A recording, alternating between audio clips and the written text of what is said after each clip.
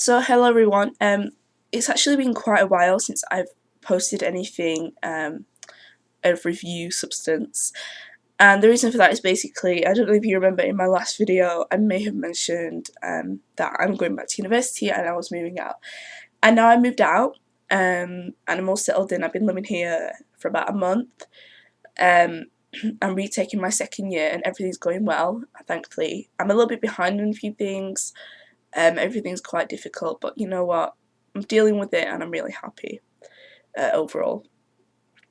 Um, so yeah, I just wanted to say that I treated myself to J.K. Rowling's new book, which is of course the Casual Vacancy. It's her first non-Harry Potter novel, and I think a lot of people actually bought this book because it had J.K. Rowling on the the cover, and because of her success in Harry Potter, of course, Harry Potter is very beloved by millions of people all over the world, maybe billions if I'm being a bit optimistic. So of course, this book was a must buy, and I honestly have to admit that I was looking. I knew it wasn't going to be like Harry Potter, but I was looking. I was hoping that it was going to have that sort of same sense of love and nostalgia, and where I couldn't put it down.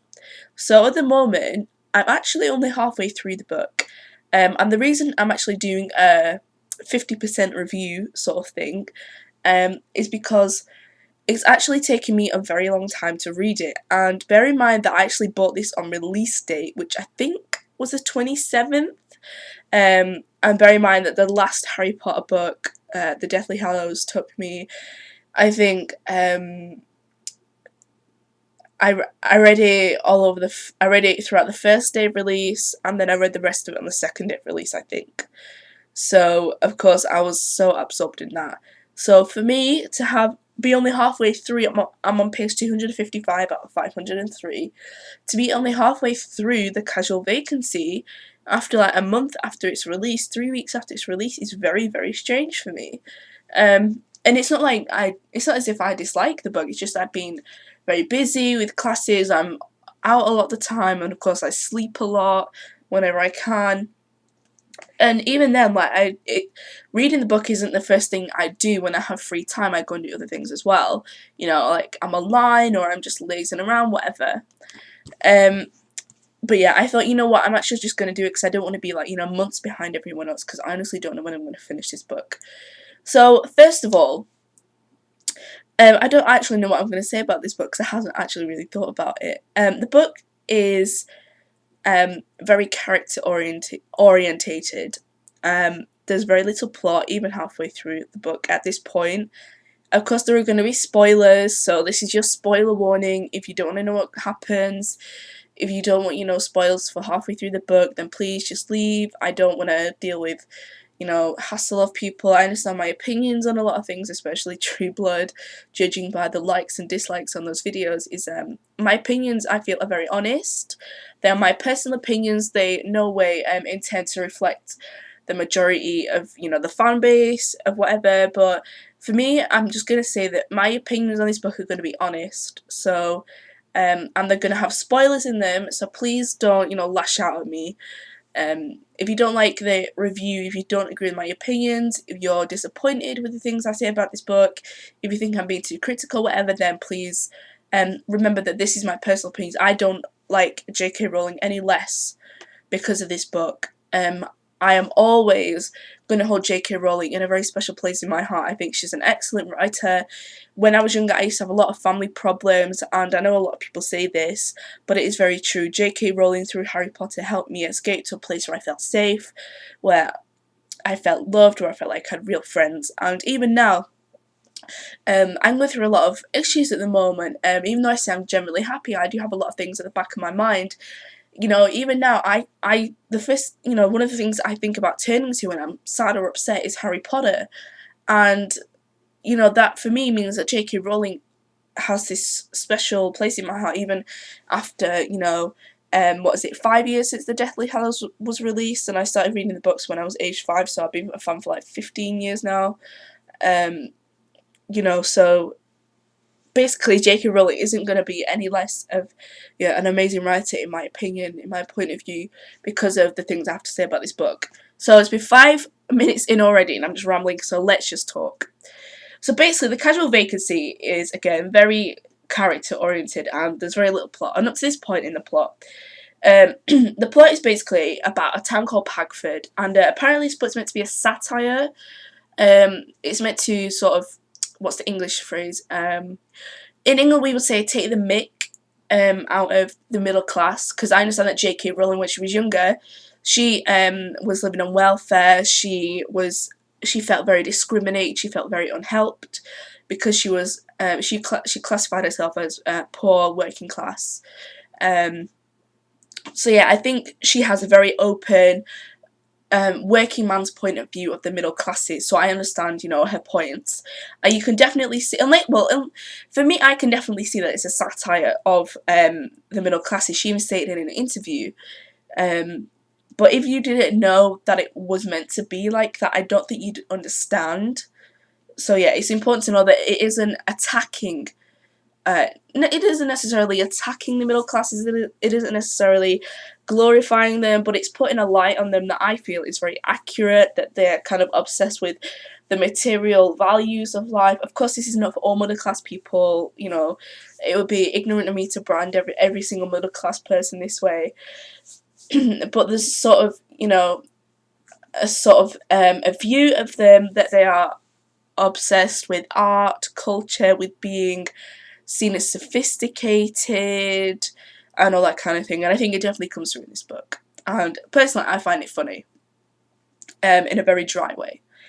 So far we have Pagford, which is basically an idyllic, beautiful little town with a very middle class population, and outside of Pagford there's a sort of a town or city called Yarville, and this is filled with normal people that you see, people who are working class, people who you see on the estates, which is basically I don't know what the American equivalent is. It isn't the ghetto, but I assume you could kind of compare it to that, the suburbs, like the sort of rundown suburbs kind of thing. And then of course you have normal people who live in Yarville, whatever. But there's a sort of Pagford is very a special place where everything's beautiful, everyone knows one another, and everyone's very cultured and whatever.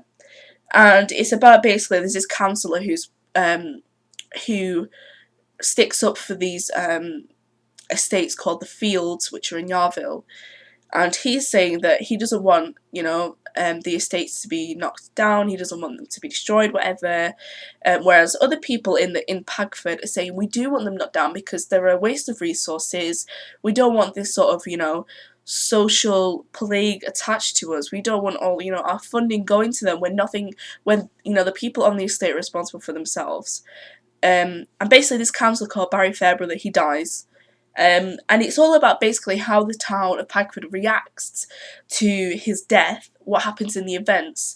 And the storyline so far is basically, after he's died, there are 3 other councillors who are looking to fill his place in. Some of them are on his side to keeping the fields, the estates in Pagford as a part of Pagford, to supporting them and whatnot. And there's one candidate who is the son of a very anti-estate councillor who's looking to fulfill the position. So yeah, that's basically all that's happened. Literally, not very much has happened at all. And I don't know what's going to happen. I know 1 or 2 things that happens from the end because I read the last page, because I have a habit of doing that. But yeah, basically we've got many characters, and not in the sense that it's like Harry Potter. Harry Potter focuses on a character as a sort of overview, a very quick overview of secondary characters and whatnot. This focuses on a lot of characters.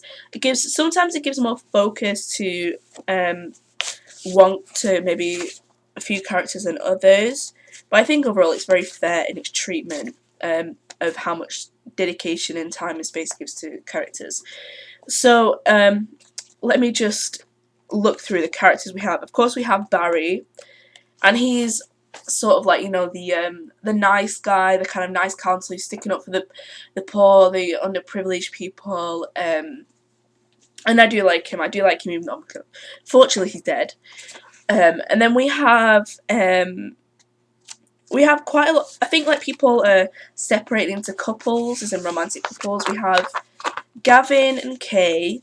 Gavin is this guy. He's like, his girlfriend Kay is really overbearing, and he doesn't want to be with her, but she moved with her daughter Gaia, and it's just a disaster. And he's like trying to get out of it. Then we have Samantha and Miles. Samantha's like a free heart. She really wants to go far in life. Miles is, the son of this big shot counselor. His mother really hates his wife, sort of like, typical, monster-in-law sort of preset outline, whatever. We have their two daughters, Lexi and I can't remember the other one's name. But we don't really see them much. I think we get a line out of Lexi, which was really funny. I thought it was funny, really funny. Then we have, of course, Barry's wife, Mary. She's very fragile after her husband's died and everything. Then we have a girl from the estates, the fields, called Crystal Whedon. Of course, she's got a troubled past, troubled childhood. Her mother, Terry, her brother, Robbie, her council worker, who is Kay, which is Gavin's girlfriend. And then we have Kay's daughter Gaia, who is sort of this, beautiful woman girl. She's 16. And then we have another one of the councillors who's looking to fill in for Barry's seat, who's called Simon. And I hate this guy. I really hate this character with a passion. And you're meant to hate him, which is good. But I really hate this guy with a passion. Honestly, with what Andrew did to him by Andrew is his son. He's very abusive. Well, not like abusive, but it's implied that he's very nasty with his family because he's just a bit of a prick, really. His own son Andrew basically hacked into the council website and put up like a load of lies. Well, actually, a load of truths that Simon doesn't want uncovered about himself.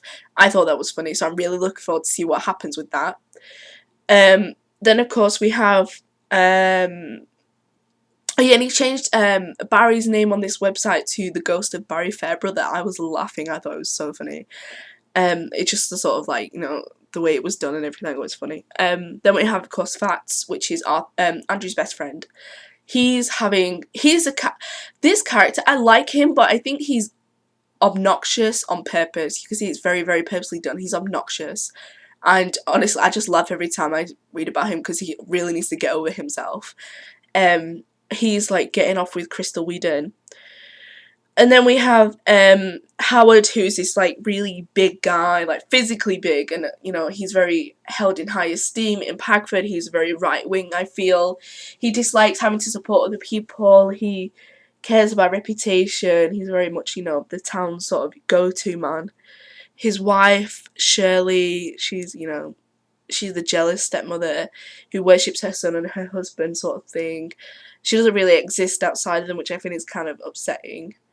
And then you have, Pomander. She's a doctor. We don't really see much of her, but it's interesting to see how her husband Vikram is, of course, the town's most good-looking guy, because I often find that in a lot of Western novels, the love interest is white, bisexual, but of course this guy's Asian. Asian is in Middle Eastern. I think it's Middle Eastern, or is it Indian? I can't remember. But yeah, and then their daughter, Sukhvinder. I think Sukhvinder is my favourite character.